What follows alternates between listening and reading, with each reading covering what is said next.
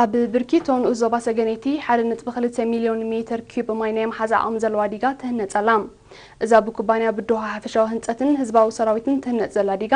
ኣብቲ ከባቢ ንዘለዎ ፀገም ዝስተ ማይ ሰብን ጥሪትን ብምፍታሕ ልምዓት ጅራዲን ኣብ ምትብባዕ ተራ ክህልዋ ትፅቢት ተገይሩላ ኣሎ ሰለስተ ረብዒ ናይቲ ስራሕ ተሳሊጡ ከም ዘሎ ዝሓበረ ኣብቲ ኩባንያ ክኢላ ቅየሳ ኣቶ ሓጎስ ሙሳዝጊ እቲ ስራሕ ኣብ መጀመርታ በዳሃ ከም ዝነበረ ኣብዚ እዋን እዚ ግን ብልዑል ሱታፌ ማሽነሪታትን ህዝባዊ ሰራዊትን ኣብ ዝሓፀረ ግዜ ንምዝዛማ ይነጥፉ ከም ዘለዎ ሓቢሮም መራሒድ ወዘር ኣቶ ዕቁባይ ቀላት ብወገኑ እታ ዲጋ ክራማት ቅድሚ ምእታው ንኽትዛዘም ሌትን መዓልትን ይሰርሑ ከም ዘለዎ ብምብራህ ህዝቢ ብርኪቶ ኣብ ጎኖም ብምዃን ንዝገበረሎም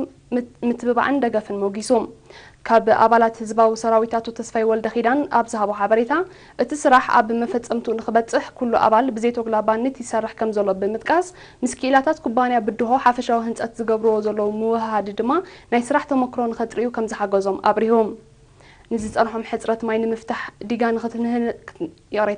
ዲጋ ክትህነፀሎም ብተደጋጋሚ ክሓቱ ምፅንሖም ዝጠቐሰት ነባሪት ብርኪቶ ወይዘሮ ፅገ ፀጋይ ድማ ሕቶኦም ምላሽ ረኺቡ እቲ ስራሕ ብፅቡቅ ይሳለጥ ከም ዘሎ ብምሕባር ምስ ተዛዘመት ኪንዮ ምውሓስ ዝስተ ማይ ንነብሰቦምን ጥሪቶምን ኣብ ምልማዕ ጀራዲን እውን ልዑል ኣስተዋፅኦ ክትገብር ዘለዋ ትፅቢት ገሊፃ